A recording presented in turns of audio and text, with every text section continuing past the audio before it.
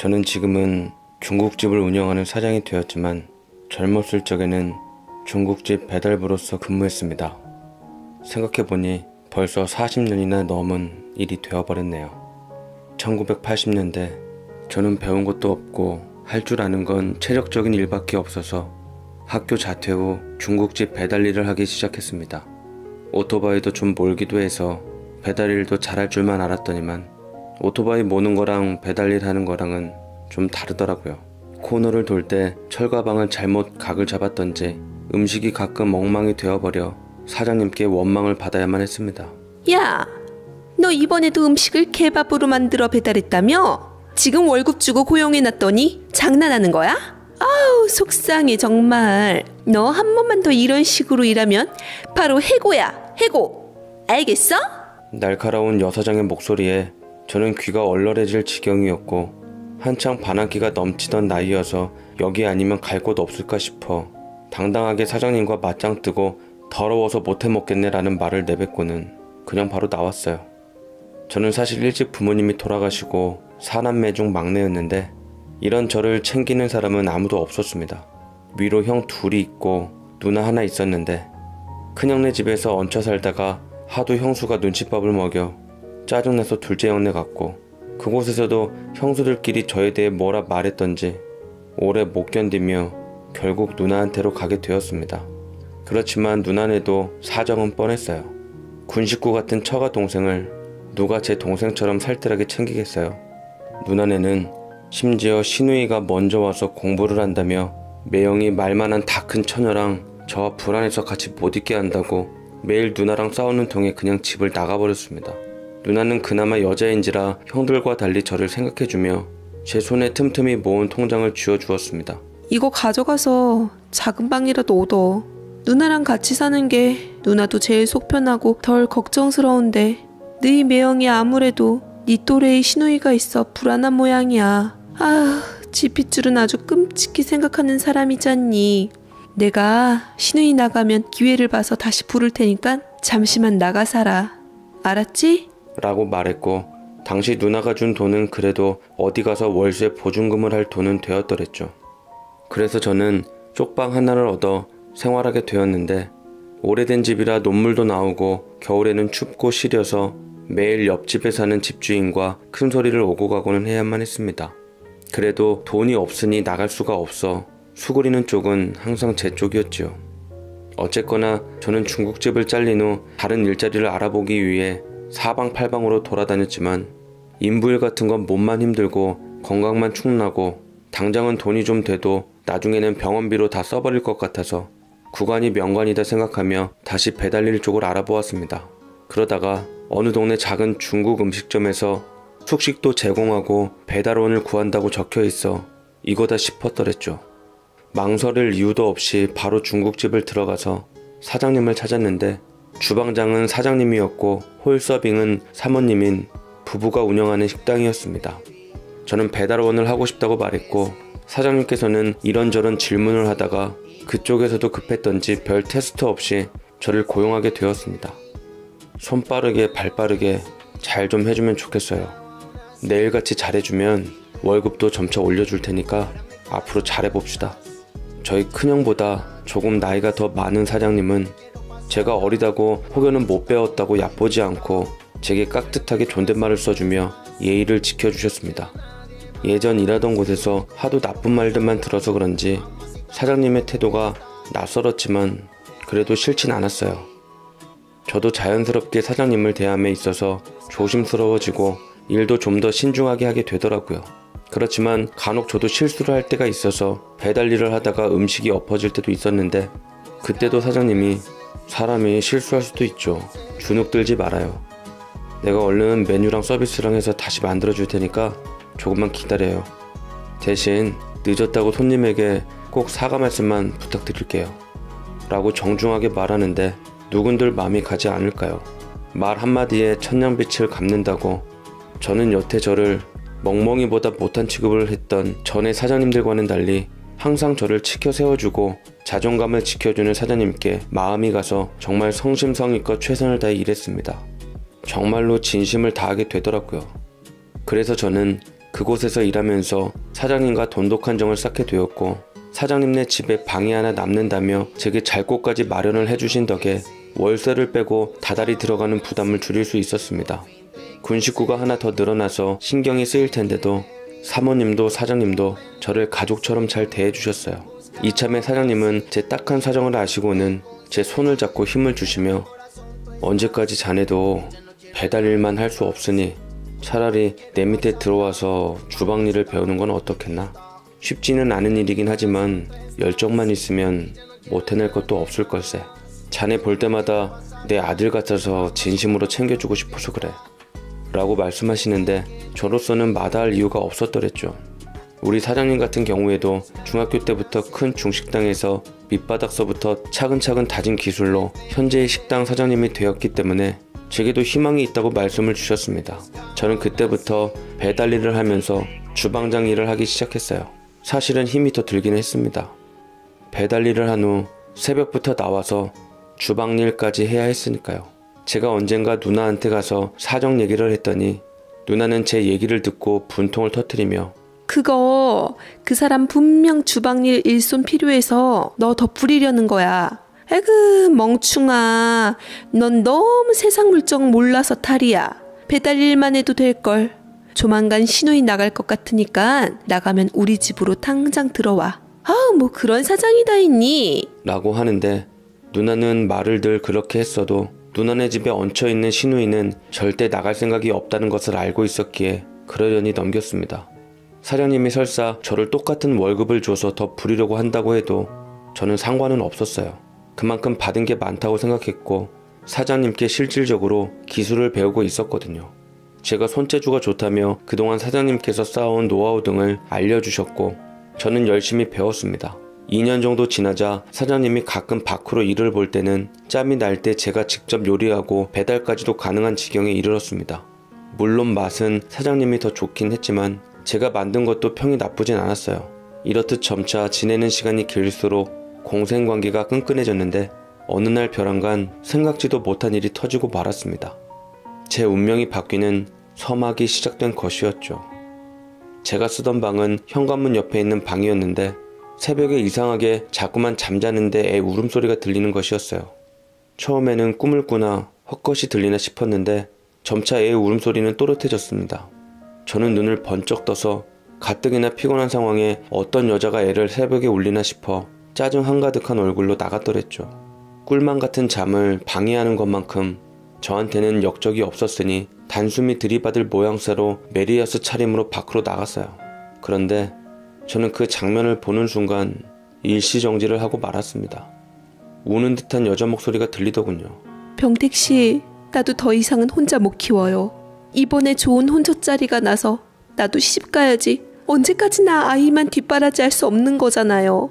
내가 비록 엄마지만 병택씨가 병택씨 인생 사는 것처럼 나도 내 인생 살 자격 돼요. 당신도 아이 아빠니 이제 병택씨가 알아서 하세요. 저는 놀라서 찔끔거리며 이게 뭔 상황인지 대강 돌아가는 것을 보았습니다.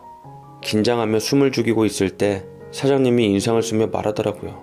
그래서 지금 나더러 마누라랑 애가 있는데 밖에서 나온 아이를 데리고 집으로 들어가라고? 내가 그렇게 낳지 말랬더니만 혼자 박박 우겨서 엄마 노릇하겠다고 낳을 땐 언제고 이제 봐서 그래? 난 그때도 분명 말했고 지금도 생각은 변함없어. 양육비 한 푼도 줄 수 없고 애도 못 키우니까 고아원에 데려다 주든지 말든지 맘대로 해. 라고 하는데 아무래도 저 여자는 사장님의 사람 같았고 아이 역시 사장님과 저 여자 사이의 자식 같았습니다. 항상 자상하고 푸근하고 친절한 사장님께서 저런 면모를 갖고 있었다니 놀라울 따름이었어요. 자신에게 가정이 최우선이라며 항상 사모님과 자식을 최고로 여기며 애처가 공처가로 사셨는데 그건 제가 여태껏 보지 못한 사장님의 또 다른 모습이었습니다. 결국 겨우 걸음마를 하는 애를 두고 여자는 가버렸고 사장님은 입에 담지도 못할 욕설을 하며 여자에게 외쳤지만 이미 마음이 돌아선 여자에게는 쓸모가 없었죠. 사장님도 홧김에 문을 확 닫고 집으로 들어가 버렸고 겁에 질린 아이의 울음소리는 점차 커졌습니다. 어찌해야 할 바를 몰랐던 저는 버려진 아이에게 왠지 이리저리 치였던 제 신세처럼 보였고 저도 모르게 제 메리야스를 벗어 아이를 꼭 감싸 안아주며 안아주고 말았습니다. 그게 그 아이와의 첫 만남이었어요. 사장님도 모른 척한 아이를 저는 집으로 데려왔고 낯가림을 하는 아이를 서툴게나마 쓰다듬자 아이는 조금씩 안정을 찾아갔고 울다 지쳐 제 이불에서 잠이 들고 말았습니다. 자는 모양새가 참 예쁘더라고요. 엄마가 잘 돌봐줬는지 그래도 통통한 젖살이 붙어 있었습니다. 볼을 손으로 쓰다듬으니 참 보드럽고 아이에게 저는 사랑을 느끼게 되었습니다. 아래쪽이 축축해서 기저귀를 벗기니 저랑 똑같은 성별이더라고요. 저는 방 안에 비키니 옷장에서 제 메리아스를 뭉쳐 대강 고무줄로 묶어놔서 기저귀를 대신했고 아이와 함께 그렇게 잠이 들었습니다. 그리고 몇 시간 후 아침에 굵직한 변성기의 비명소리를 듣고 저는 눈을 뜨게 되었습니다. 평소 친형제처럼 편히 왔다 갔다 했던 사장님의 아들 녀석이 언제나처럼 사모님이 차려놓으신 아침밥을 먹으라고 저를 불렀다가 그만 아기를 발견하고는 호들갑을 떨었더랬죠.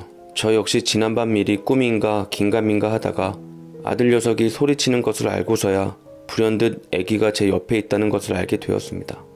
호들갑스런 소리에 사장님과 사모님이 제 방으로 왔는데 아이를 보고 사장님은 찔끔하며 외면해버렸고 사모님은 제게 놀라워하며 물었습니다. 아니 강군, 지금 그 애는 뭐야? 설마 강군, 그 애 혹시 강군 아이야? 설마 아니 결혼도 안 하고 애를 낳아온 거야? 아니요. 그게 아니라 이 아이는 하고 사장님을 쳐다보니 이미 그 자리에 안 계시더라고요. 상황이 곤란해질 게 뻔하니 아무 말도 할 수가 없었고 저는 졸지에 아이 아빠가 되고 말았습니다.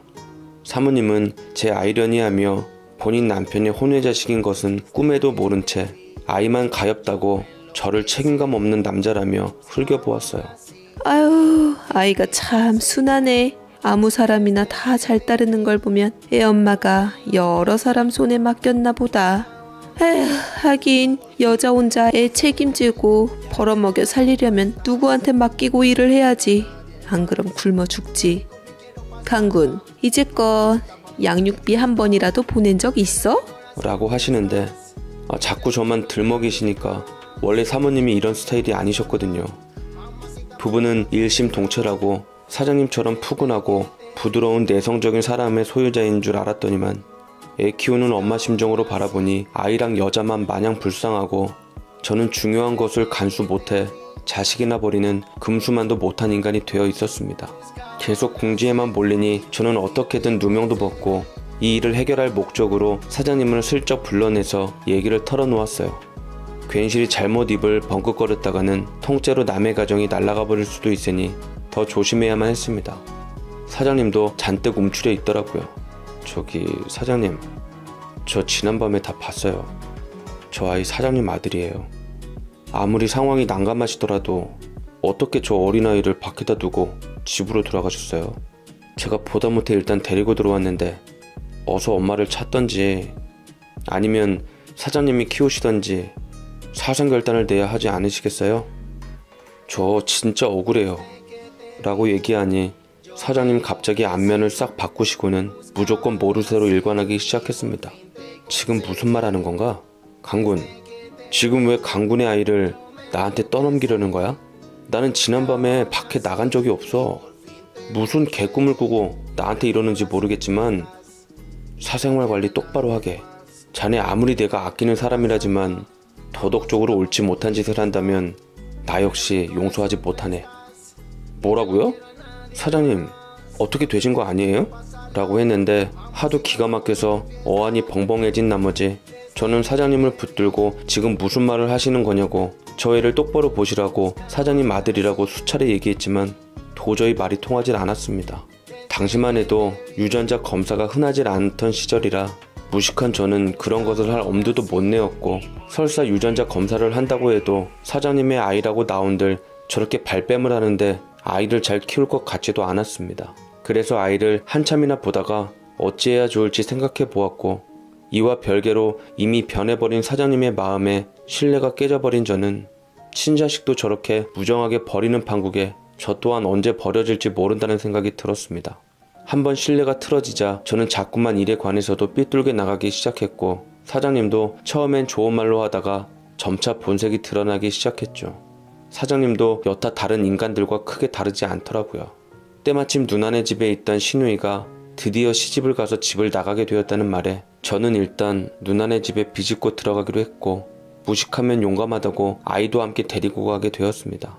누나 말 맞다나 아직 세상 물정을 몰랐던 탓인지 저는 그냥 그 아이가 너무 불쌍하고 가여웠어요. 솔직히 길거리에 멍멍이 새끼도 불쌍하다고 먹이 주고 정 많은 사람은 키우는 판국에 하물며 사람은 어떻겠습니까? 고아원에 보낼 생각도 못했고 이것도 인연이다 싶어 어금니 꽉 깨물고 데리고 들어갔어요. 덕분에 누나에게도 매운 손맛을 봐야만 했습니다. 저는 사모님에게 혼쭐난 기억으로 인해 누나를 붙잡고 제발 더 이상 나한테 뭐라고 하지 말라고 부탁했고, 그래도 누나는 사모님과 달리 제가 친동생이라 그랬던지 이미 벌어진 일 같고 어떻게 할 수는 없었던지 긴 한숨을 토해내며 화를 억눌렀어요. 제가 아기를 꼭 껴안고 무겁게 말했습니다. 내가 어떻게 해서든 돈 벌어서 이 아이 먹여 살릴 테니까 그때까지만 누나가 좀 도와주라. 어차피 셋째 조카도 우리 아기랑 별반 차이 없는데 키우는 김에 둘이 같이 키우면 정서적으로도 좋고 암튼 다 좋잖아. 나 좀 도와줘 누나.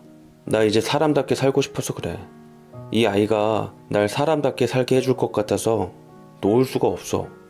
네, 그 말이 정답일 겁니다. 아무 희망도 미래도 없었던 제게 아이라는 존재는 큰 힘이 되었어요.